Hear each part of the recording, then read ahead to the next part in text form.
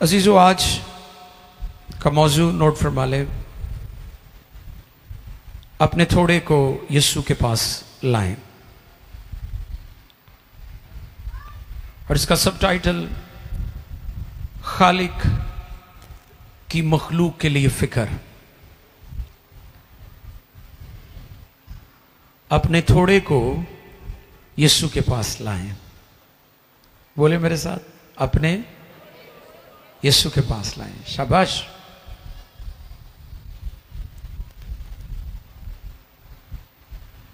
आज का जो रेफरेंस है वो अनाजील अरबा में से मत्ती रसूल की मार्फत लिखी गई इंजील 14वां बाब 13वीं से 21वीं आयत तक हम पढ़ेंगे। मत्ती 14:13 से 21 तक। इंजील एक ही है और उस इंजील का नाम यीशु है। उसके लिखने वाले 4 हैं।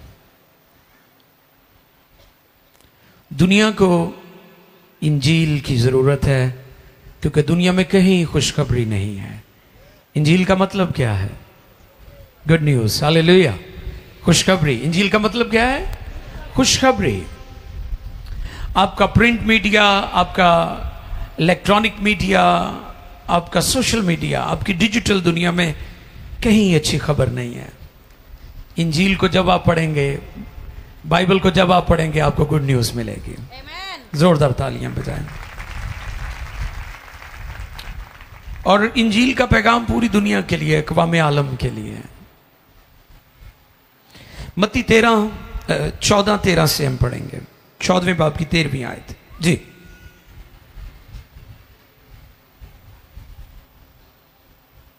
मत्ती रसूल की मार्फत लिखी गई इंजील 14वें बाब की 13वीं आयत। खुदा के कलाम में मुकद्दस में रक़म है, जब यीशु ने यह सुना तो वहां से कश्ती पर अलग किसी वीरान जगह को रवाना हुआ और लोग ये सुनकर शहर शहर से पैदल उसके पीछे गए।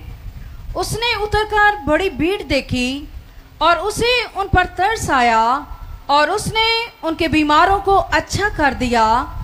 और जब शाम हुई तो शागिर्द उसके पास आकर कहने लगे कि जगह वीरान है और वक्त गुजर गया है, लोगों को रुखसत कर दे ताकि गांव में जाकर अपने लिए खाना मोल लें। यीशु ने उनसे कहा, इनका जाना जरूर नहीं, तुम ही इनको खाने को दो। उन्होंने उससे कहा कि यहाँ हमारे पास 5 रोटियां और 2 मछलियों के सिवा और कुछ नहीं। उसने कहा वो यहाँ मेरे पास ले आओ। और उसने लोगों को घास पर बैठने का हुक्म दिया। फिर उसने वो 5 रोटियां और 2 मछलियां ली और आसमान की तरफ देखकर बरकत दी और रोटियां तोड़कर शागिर्दों को दी और शागिर्दों ने लोगों को और सब खाकर सेर हो गए और उन्होंने बचे हुए टुकड़ों से भरी हुई 12 टोकरियां उठाई और खाने वाले औरतों और बच्चों के सिवा 5,000 मर्द के करीब थे। मुकद्दस कलाम के पढ़े, सुने, समझे और कबूल किए जाने पर खुदा उनकी बरकत। सबके आमीन। अपने थोड़े को यीशु के पास लाएं। और इसका सब टाइटल मैंने रखा है, खालिक को मखलूक की फिक्र है। हालेलुया। जिस कॉन्टेक्स्ट में ये मौजज़ा हुआ है वो बड़ा अफसुर्दा कॉन्टेक्स्ट था। जो इसका पस मंज़र है, सियाको सबाक है इस मौजज़े का, वो बड़ा उदास करने वाला और दुख भरा है। अगर आप इसी बाब की 10वीं, 11वीं और 12वीं आयत पढ़ें तो आपको पता चल जाएगा कि यीशु मसीह ने जब ये मौजज़ा किया तो उस वक्त यीशु को क्या खबर मिली थी और उसके फौरन बाद खुदावन ने इस मौजज़े को किया। तो इसलिए मैंने इसका जो सब टाइटल दिया है वो ये है, खालिक को मखलूक की फिक्र है। आइए जरा पढ़ें, इन आयात को पढ़ें ताकि आपको पता चले। कई दफ़ा हम बाइबल की जो तशरीह करते हैं वो अपने अंदाज से करते हैं, आउट ऑफ कॉन्टेक्स्ट चले जाते हैं। जब तक आप उस हवाले के सियाको सबाक को, उसके पस मंज़र को नहीं पढ़ते, तब तक आप उसकी तशरीह नहीं कर सकते। इसलिए आज बाइबल को जो सुनाया जा रहा है और सुनाने के सबब से जो कन्फ्यूजन पैदा होती है लोगों में, वो इसलिए होती है कि उसको आउट ऑफ कॉन्टेक्स्ट बयान किया जाता है। आइए देखें ज़रा हम सियाको सबाक क्या था जहाँ पर खुदा यीशु ने यह मुआवजा किया। 10वीं, 11वीं और 12वीं आयत। और आदमी भेजकर कैद खाना में यूहन्ना का सर कटवा दिया। हाँ जी, क्या लिखा है जी? और आदमी भेजकर कैद खाना में यूहन्ना का सर कटवा दिया और उसका सर थाल में लाया गया। उसका सर थाल में लाया गया और लड़की को दिया गया और वो उसे अपनी माँ के पास ले गई और उसके शागिर्दों ने आकर लाश उठाई और उसे दफन कर दिया। लाश उठा ली और उसे दफन कर दिया और जाकर यीशु को खबर दी। आपको पता है यीशु उस वक्त उदास थे। क्यों? जॉन द बैप्टिस्ट का सर कलम हो चुका था। यीशु मसीह का वो पेशराव था। बियाबान में पुकारने वाले की आवाज, स्ट्रॉन्ग वॉइस ऑफ गॉड, उसका सर कलम हुआ था। 6 मंथ वो यीशु से बड़ा भी था और रिलेटिव था भी, खुदावन का रिश्तेदार था, कजन था।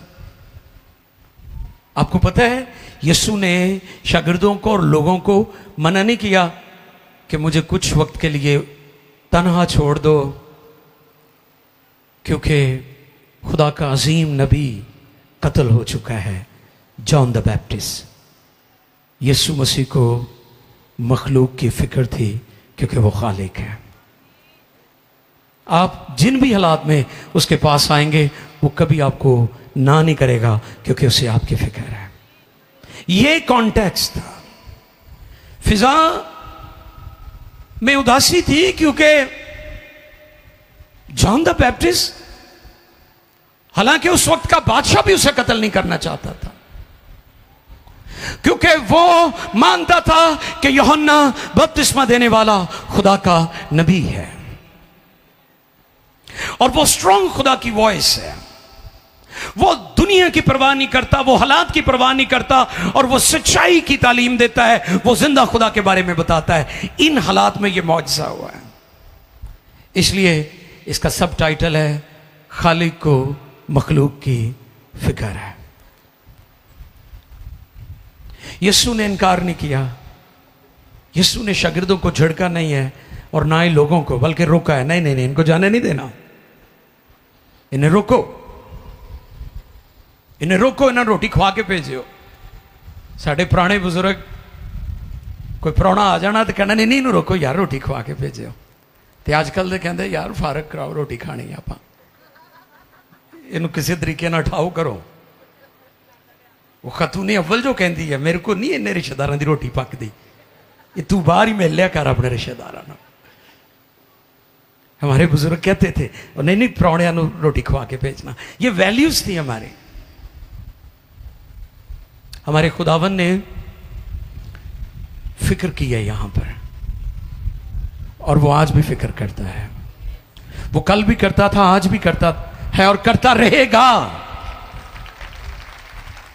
अब जब मैं ये कहता हूं वो खालिक है तो फिर कई लोगों को ये भी मिसअंडरस्टैंडिंग होगी कि यीशु खालिक कैसे है।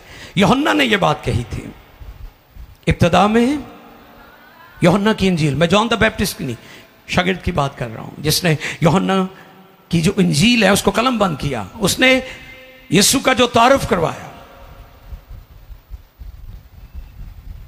जो यूहन्ना ने उसका जो तारुफ करवाया वो क्या था? इब्तिदा में कलाम था, कलाम खुदा के साथ था और कलाम खुदा था और फिर कलाम मुजस्सम हुआ और सब चीजें उसी के वसीला से पैदा हुई। इसलिए मैं कहता हूं यीशु खालिक है। इसलिए बाइबल हमें सिखाती है, इंजील की तालीम है, ही इज क्रिएटर। वो खालिक है और खालिक को मखलूक की फिक्र है और वो हर तरह के हालात में आपकी फिक्र करता है। दुनिया और हालात और जिंदगी में बहुत सारी शामें आती हैं हमारी जिंदगी में, और मैं आज आपको यह गुड न्यूज़ देना चाहता हूं, आपकी ज़िंदगी में जितनी मर्जी शामें आ जाएं, अगर यीशु साथ है तो फिर फिक्र करने की ज़रूरत नहीं है, क्योंकि वो मुहैया करेगा। आपकी ज़िंदगी में किसी भी तरह के हालात आ सकते हैं,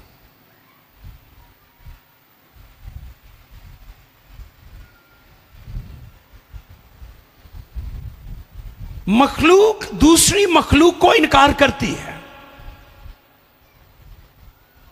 हम करते नहीं एक दूसरे को इनकार, नहीं भाई मेरे को नहीं है कि मैं नहीं तेरी मदद कर सकता। अच्छा, कईयों ਨੂੰ रोण ਦੀ बड़ी आदत है, रोई जाणगे कि जी ਉਹ बस जी की करिए, फिर हालात ही जो एवें दे ने। अच्छा, चंगी भली रोटी खांदे हुंदे ने, कपड़े भी ठीक पाए हुंदे, बस हालात एवें दे ने जी, की करिए। मखलूक को इनकार कर सकती है, खालिक मखलूक को इनकार नहीं कर सकता, और उसका नाम यीशु है। कलमाए खुदा, हमने उसका ऐसा जलाल देखा जैसा बाप के इकलौते का जलाल, son of God, son of living God, जिंदा खुदा का बेटा मसीह। ये मौजज़ा ऐसे हालात में हुआ है जब यूहन्ना का सर कलम हो गया और यीशु को ये खबर दी गई कि तेरा पेशरो, जिसने दुनिया को बताया था देखो ये खुदा का बर्रा है जो जहान के गुनाह उठा लिए जाता है, उसका सर कलम हो गया। अच्छे शागिर्द भी हमारी तरह के लोग थे, वो हुण खुदावन नूं कह रहे ने, खुदावंद इन्हां नूं जान दो, काफ़ी टाइम हो गया है, शिफावां इन्हां ने पा लियां, मौजज़े हो गए ने, ते जिहड़े काम लिए आए सी हो गए ने, इन्हां नूं हुण जान दे। लेकिन उसने कहा नहीं नहीं नहीं नहीं नहीं, इनका जाना जरूरी नहीं है, इन्हां नूं रोको। ये एक और लेवल देखें, मैंने पिछले दिनों भी बताया था, शागिर्दों ने यीशु को देखा था कि वो मुर्दे जिंदा करता है, कोड़ी पाक साफ करता है, लेकिन जिस दिन यीशु मसीह पानी पर चले, शागिर्दों के लिए यह पहला मौका था कि वो पानियों पर भी चलता है। यहां पर भी खुदावंद कह रहे हैं इनका जाना जरूरी नहीं, इनको रोको ताकि इन पर जाहिर हो जाए कि जिंदगी की रोटी मैं हूं। ये एक और लेवल पर आ जाए, ये एक और पहचान हासिल कर ले, इन्हें एक और इरफान मिल जाए, इन पर एक और भेद खुल जाए कि यीशु मसीह यहोवा यरी भी है, वो बियाबानों में मुहैया करने की कुदरत रखता है। इसलिए उसने कहा इनका जाना जरूरी नहीं है, रोको इनको, और तुम ही इनको एवी हैरान कुन गल सी ना उन्होंने तो बैंक बैलेंस, ना उनके पास कोई कमेटी के पैसे, कमेटियां भी तो होंदियां ने ना। अच्छा, कई कलीसिया च कमेटियां पा लेंदे, बाद वो कलीसिया तो भी जाते रहते हैं, इसलिए मैं कलीसिया के लोगों को कहना रौलियां च ना पिया करो, सीधा सीधा काम रखो।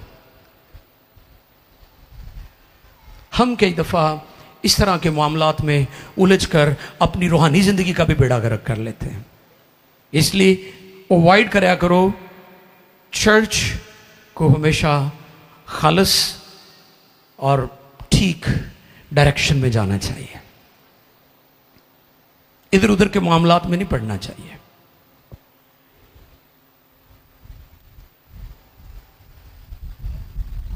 खुदा ने कहा तुम ही इनको खाने को दो।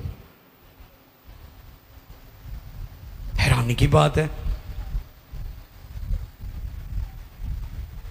गरीब लोग थे, न बैंक बैलेंस, क्योंकि वो तो जिस सोसाइटी से निकल कर आए थे वो बहुत कमजोर और गरीब सोसाइटी थी, कमजोर तबके से निकल कर आए थे। इसलिए वो हैरान हुए कि खुदावंद ये क्या हमें कह रहे हैं कि तुम ही इनको खाने को दो। याद रखने की जरूरत थी कि यीशु मसीह वहां पर मौजूद है। हालेलुया। ताड़ी जिंदगी जो बाकी सारी दुनिया भावें चली जाए, यीशु नहीं जाना चाहिए। समझ आई मेरी गल दी? तानू अगर कोई छोड़ के जाता है, कोई आपसे अलग हो जाता है, कोई आपको इनकार कर देता है, कोई आपकी मदद करने के लिए तैयार नहीं, कोई आपकी सिफारिश करने के लिए तैयार नहीं है, तो मैं आज सुबह आपको ये ताकीद करता हूं कि यीशु आपकी ज़िंदगी से नहीं जाना चाहिए।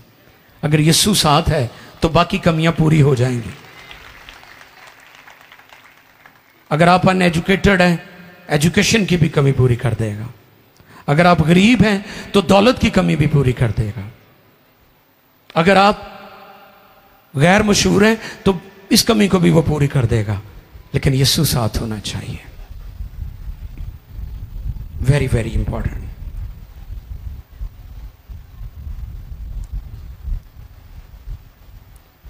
खुदावंद यीशु ने कहा तुम्हारे पास कुछ है? यह भी एक सवाल था वहां पर। शागिर्दों से कहा तुम्हारे पास, इस पर पहले भी मैंने बताया था कि हमारे खुदावंद यहां पर मन भी बरसा सकते थे, जैसे बियाबान में उसने मन बरसाया था। लेकिन इस जगह पर एक प्रिंसिपल चर्च को सिखाया गया है, और वो क्या है कि हमें अपना थोड़ा उसके पास लेकर आने की जरूरत है। और आज मजे की बात मैं आपको सिखाऊंगा कि जब आप अपना थोड़ा अपने मालिक के हाथ में दे देंगे ना, तो फिर आपकी नजर ऑटोमेटिकली मालिक पर लग जाएगी। सुनेगा और से फिर ताली बजाइएगा। आपकी नजरें मालिक पर, खुदा पर क्यों नहीं है? क्योंकि आपने अभी तक अपना थोड़ा भी उसके हाथों में नहीं दिया। चर्च क्यों आज गुर्बत की चक्की में पिस रहा है? और क्यों सोशल मीडिया पर ऐसी वीडियोस हमें देखने को मिल रही हैं? ओ ये भूखे थे, इनके पास राशन नहीं था, इन बहनों के पास, इन भाइयों के पास, इस फैमिली के पास किराए का घर था, ये उसका किराया नहीं दे सके, तो किसी दूसरे मजहब वालों ने इनकी मदद की है, और अब इन्होंने मसीहत को छोड़कर उस मजहब की पैरवी कर ली है। देखते हैं ना ऐसी खबरें आप। घाटे का सौदा है कि राशन की खातर तुसी यीशु का इनकार करता है, तुसी घाटे च जा रहे हो। मैं उन लोगों को कह रहा हूं वो घाटे का सौदा कर रहे हैं जो यीशु का मुआवजा किसी राशन वाले थैले के साथ कर रहे हैं, या ईमान बेच रहे हैं किसी ऐसी डिनोमिनेशन में या बिदती फिरके में चले जाते हैं, ये सानू बाहर भेज देंगे, या हमारी माली मदद कर देंगे, हमें कर्ज दे देंगे। हमारे ईमान की बुनियाद ना राशन है, ना कोई वीजा है, ना कोई रोटी पानी है, ना मालो दौलत है, ना सोना और चांदी है, क्योंकि हमारे पास आसमानी दौलत है। हमारे नजदीक ये कूड़ा करकट है, हमारे नजदीक ये कुछ भी नहीं है, ये खाक और राख है, क्योंकि हमारे पास आसमानी दौलत है। हमारा दिल जलाल से मामूर है। हमारे खुदा ने जो हमारे साथ वादे किए हम उसके वादों पर ईमान रखते हैं। आपकी नजरें इसलिए मालिक से हट गई हैं, आपने अपना थोड़ा भी उसको नहीं दिया आज तक। और जब आप अपना थोड़ा मालिक को दे देंगे तो नजरें कहां पर होंगी? मालिक की तरफ होंगी। शाबाश। और अगर आपने वो ना दिया तो फिर ताड़ियां नजर किधर होंगियां? फिर ताड़ियां अपने हाथ नजर होंगियां। और मैं अक्सर कहता हूं वो ना देखो जो आपके हाथ में है, उसको देखो जो उसके हाथ में है। जब ये 5 रोटियां और 2 मछलियां यीशु के हाथों में चली गई, पहले वो उस बच्चे के हाथ में थी चंद 1 लोगों की खुराक, और इंटरेस्टिंग, आज भी अरब कंट्रीज में चले जाएं, 5 रोटियों और 2 मछलियों का कॉन्सेप्ट आज भी वहां पर मौजूद है। आज भी बिब्लिकल जो लैंड्स हैं जहां पर हमारे खुदावंद खिदमत करते रहे, अंबिया आते रहे, मुकद्दस मूसा है और भी अजीम बड़ी हस्तियां आई, आज भी अगर आप वहां पर जाएं तो आपको कि जड़ा ओदे हत्थां नाल वेखदा है वो बंदियां दे हत्थां नाल कदी भी नहीं वेखदा। अपना थोड़ा मालिक के हाथों में दे दें, ये आज का टॉपिक है। अच्छा, फिर शुक्रगुजारी का भेद कहां पर है? ये भी सीखने वाली बात है इस पैगाम में। आपको पता है आपकी जिंदगी में शुक्रगुजार आते हैं, वो माहाना भी शुक्रगुजारी करते हैं, वो सालाना शुक्रगुजारी भी करते हैं। ये वो लोग हैं जिन्होंने अपने से ऊपर वाले लोगों को नहीं देखा, अपने से नीचे वाले लोगों को देखा है। आपको पता है शुक्रगुजारी कब आपकी जिंदगी से निकलेगी? जब आप उनको देखेंगे जिनके पास आपसे थोड़ा है। यानी मोटरसाइकिल वाला साइकिल वाले ਨੂੰ ਵੇਖੇ, अगर मोटरसाइकिल वाला कार वाले ਨੂੰ ਵੇਖੇਗਾ तो कभी भी शुक्रगुजारी नहीं करेगा। हमारे अंदर मुकाबले की रूह पाई जाती है, कंपीट करना चाहते हैं, अफरा तफरी नफसा नफसी दौड़ लगी हुई लोगों की कि मैं फलां शख्स को काट जाऊं। लेकिन आज सुबह यह पैगाम है, शुक्रगुजारी उस वक्त होगी जब आप उनको देखेंगे जिनके पास आपसे थोड़ा है, और अगर आप उनको देखते रहे जिनके पास आपसे ज्यादा है तो फिर तुसी बनी इसराइल तरह बुड़बड़ांदे ही रहोगे। वो की कहंदे सी? वो कहंदे सी खरूज 16:3 दे विच लिखिया है, वो कहंदे सी कि असी मिस्र जी चंगे सां। की कहंदे सन? ओए असी भाई जिस्मानी चंगे सां, जदों दा बपतिस्मा लिया है भाई खालद हालात ही खराब हो गए। मैं बाजियां को इसलिए दसदा, काम घर च ज्यादा इधरों ही खराब होंदा है, क्योंकि मशवरा दिंदियां ने ना इधर नूं जाना है आपां, उत्थे नवां गिरजा खुला है, उत्थे वीजे भी लगते हैं। ये मेरिया भैणां बहुत मशवरे दिंदियां ने, भाई मेरे थोड़े हौसले वाले होंदे, वो कहंदे नहीं नहीं खुदा साडे लई भी करेगा, खुदा दरवाजे खोलदा है।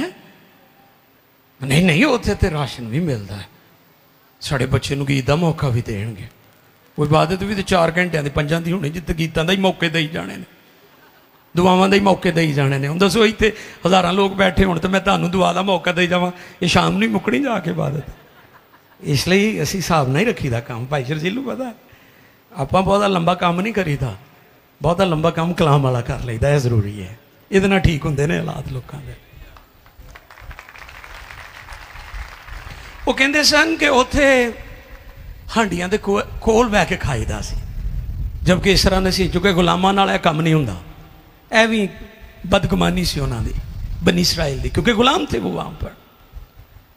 वो कहते थे हम हांडियों के पास बैठकर खाते थे, जिन्ना दिल करदा खांदे सन, रोटी तो खुली मिलती सी ना। नौकरी जिहड़ी भी है टाइमों टाइम घर ते आ जाइदा है ना, सुन रहे हो मेरी गल? नौकरी जिहड़ी भी है टाइमों टाइम दिन चढ़न तो पहले ही आ जाइदा। वो छड़ दो इसकी जान। चले हमारे पीछे बेचारे जो कमज़ोर थे, वसाइल नहीं थे, मौका नहीं था, शऊर नहीं था, उन्होंने की, हम उनकी इज्जत करते हैं। लेकिन अब आप एक नई डायरेक्शन में चले, आप अपने बच्चों को भी ठीक बताएं। 2.5 मरले दे क्वार्टर की खातर अगले 30 साल अपने बच्चों की जिंदगी बर्बाद ना करो। हमें माइंडसेट चेंज करना होगा। ये मेंटेलिटी है, पॉवर्टी, गुर्बत एक ज़हनियत है, और जब आपकी ज़हनियत, आपकी सोच बदल जाएगी, आपके हालात भी बदल जाएंगे। बनी इस्राइल कहते थे हम हांडियों के पास बैठकर खाते थे, जबकि वो गुलाम थे वहां पर। यह कैसे मुमकिन है कि गुलामों को इन्नी खुली छुट्टी दे दी जाए? इत्थे ते पिंडां च सेपी नूं नहीं बेचारे नूं सही तरह रोटी दिंदे, उन्होंने भी रोटी के उत्ते सालन पा के दे देंगे कि है ये तेरा सारा कुछ। तो फिर मिस्री वो तो जालिम और सफाक लोग थे, इंसान तो उनके लिए कीड़े मकोड़े थे, फिर बनी इस्राइल से तो वो नफरत करते थे खुदा के लोगों से। आज भी बेशुमार लोग कहते असी पहलों ही चंगे सा, असी जदों दी तौबा की, जदों दा बपतिस्मा लिया मुश्किलात बढ़ गई। जी हां, आपका बियाबान में से गुजरना जरूरी है, और जो बियाबान में से गुजरता है वो वादे की सरजमीन पर भी जाता है। और अगर आप बियाबान में से नहीं गुजरेंगे, क्योंकि बियाबान की दूसरी तरफ आपके प्रॉमिसेस हैं, आप इसलिए प्रॉमिसेस में दाखिल नहीं हो रहे क्योंकि आप बियाबान में से गुजरना नहीं चाहते।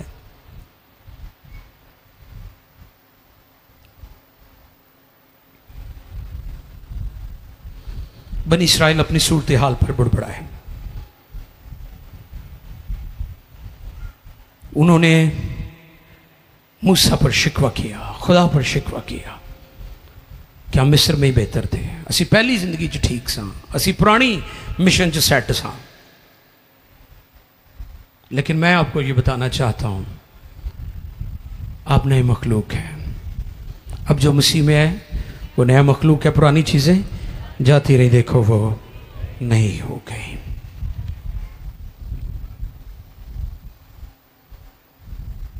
माजी को भूल जाएं। अगर आप ताबनाक मुस्तकबिल चाहते हैं तो माजी की तलखियों से निकलना होगा। बार बार बैक मिरर को ना देखें, आपका हादसा हो जाएगा, एक्सीडेंट हो जाएगा। एक दूसरे के साथ मुआवजा ना करते रहे, मुकाबले की रूह से बाज आए, शुक्रगुजारी करना सीखें।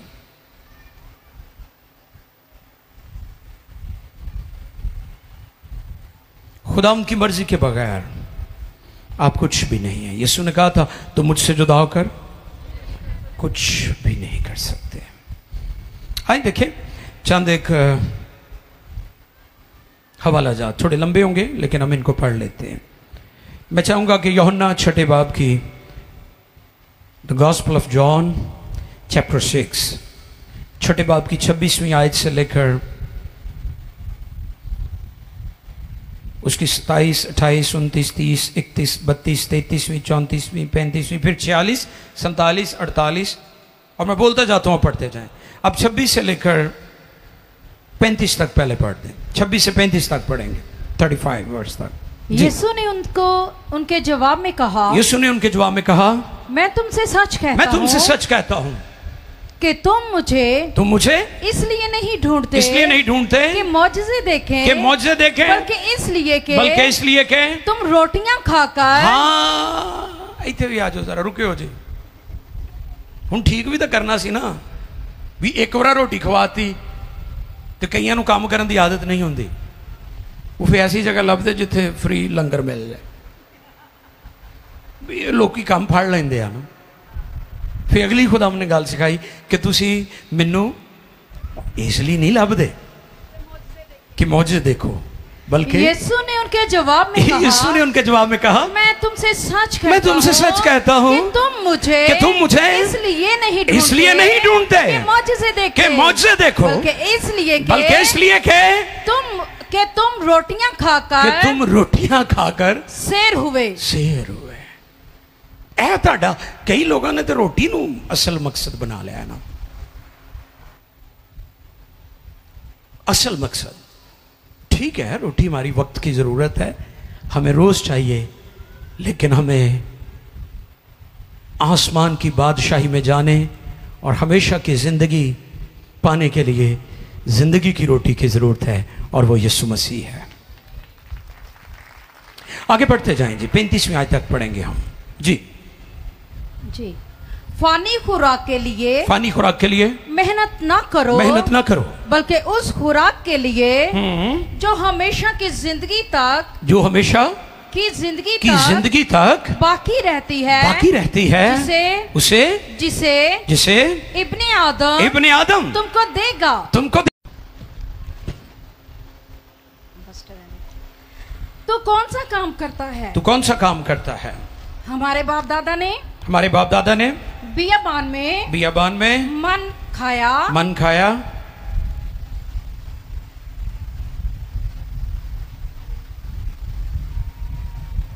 किसी और ने अगर निकाला है तो उन्हें माइक दे दें जी। 30 आयत तक पढ़ा है। तो Okay. कौन सा काम है? बहुत शुक्रिया जी, आप रिलैक्स फील करें। 31वीं आयत में लिखा है, हमारे बाप दादा ने बियाबान में मन खाया, चुनाचे लिखा है उसने उन्हें खाने के लिए आसमान से रोटी दी। यीशु ने उनसे कहा, मैं तुमसे सच सच कहता हूं कि मूसा ने तो वो रोटी आसमान से तुम्हें ना दी, लेकिन मेरा बाप तुम्हें आसमान से हकीकी रोटी देता है।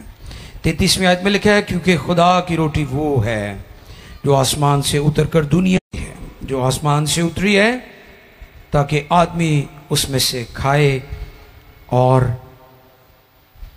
ना मरे। 51 वर्ष में लिखा है, मैं हूं वो जिंदगी की रोटी जो आसमान से उतरी, अगर कोई इस रोटी में से खाए तो अब तक जिंदा रहेगा, बल्कि जो रोटी मैं जहान की जिंदगी के लिए दूंगा वो मेरा गोश्त है। वाह, प्रेज गॉड। खुदा के जलाल के लिए जोरदार तालियां।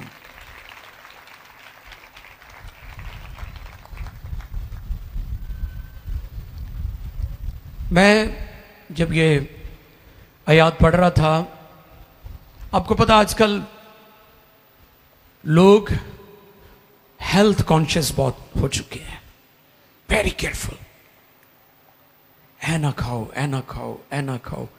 नवे नवे डॉक्टर तुझे वेखो, और लोग भी इतने सादा है, जो कुछ मीडिया पर, जो कुछ सोशल मीडिया पर वो सुनते हैं, वो उसी को सच मान लेते हैं। सुने गौर से, डिजिटल दुनिया अगरचे इसने बहुत इनकलाब बर्पा किया है, लेकिन इसने लोगों को बहुत ज्यादा धोखे में भी रखा हुआ है।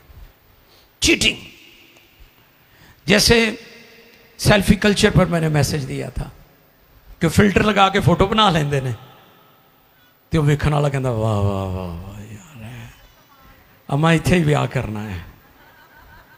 वो कहती है, अम्मा मम्मी इत्थे ही विआह करना है। तो कहानी तो होर हुंदी है, वो तो बंदा डर जाता जो किते। वो किसी ने दसिया, एवं फनी गल लिखी हुई सी कि किसी ने ना जिहड़ा सी ना लॉक ओहदा फोन दा, वो फेस आईडी नाल जोड़िया होया सी। वो जो किते मेकअप किया होएगा उदों आईडी नाल जोड़िया सी। वो जो उन्हें मूँह धोता तो मोबाइल उन्हें पहचाने ना, वो खोले ही ना। वो हुण परेशान बाजी कि फोन किवें खुलेगा, उन्होंने तो मेकअप नाल खुलना है।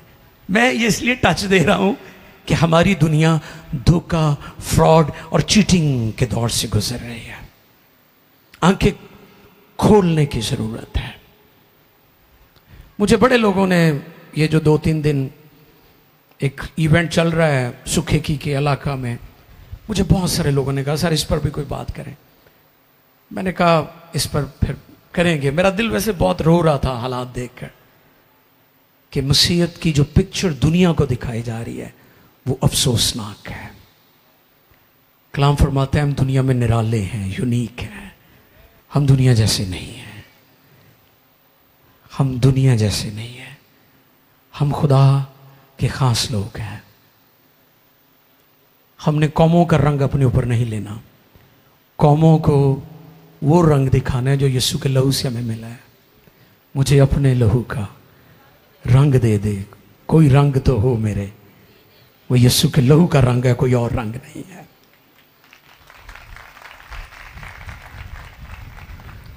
हेल्थ कॉन्शियस हैं लोग। कई लोग बड़े बड़े रेस्टोरेंट में खाना खाते हैं, लेकिन सुन लीजिए आप दुनिया के महंगे से महंगे रेस्टोरेंट में खाना खा सकते हैं, लेकिन वो अच्छा खाना आपको मौत से नहीं बचा सकता। दुनिया के बड़े बड़े बादशाह, लाहौर में एक रेस्टोरेंट के बारे में मैं एक इंफॉर्मेशन देख रहा था कि वहां पर बनने वाला खाना मुख्तलिफ जो अर्कियात हैं, जैसे अर्के गुलाब है, उसमें बनता है। सैफरन, जाफरान में बनता है। और कई दहाइयों से वो रेस्टोरेंट काम कर रहा है, और मुझे कभी यकीन है कि जो उस पर खाना 50 साल पहले खाते होंगे, या 25 साल पहले, या 30 साल पहले, हो सकता है आज वो दुनिया से चले गए। दुनिया का महंगे से महंगा खाना खा ले, लेकिन मौत से कोई खाना आपको बचा नहीं सकता। यीशु मसीह ने कहा जिंदगी की रोटी मैं हूं, जो कोई उसको खाता है, जो कोई उसको ले लेता है, वो हमेशा की जिंदगी पा जाता है। जमीनी जिंदगी आरजी और वक्ती है। 60, 70, 80, 100 साल के बाद आप दुनिया से चले जाएंगे, लेकिन यीशु ने कहा जिंदगी की रोटी मैं हूं। अपना थोड़ा उसके पास ले आए, और जब आप थोड़ा ले आएंगे तो आप की नजरें मालिक की तरफ लग जाएंगे। की पॉइंट है ये मेरे मैसेज का। अपनी जिंदगी उससे दें, जिंदगी की रोटी को ले लें। वो जिंदगी की रोटी है, वो आबे हयात है। जब आप अपना थोड़ा उसके हाथों में दे देंगे तो फिर याद रखिए आपकी नजरें उसकी तरफ लगी रहेंगी। बस ईमान के बानी और कामिल करने वाले यीशु को तकते रहो।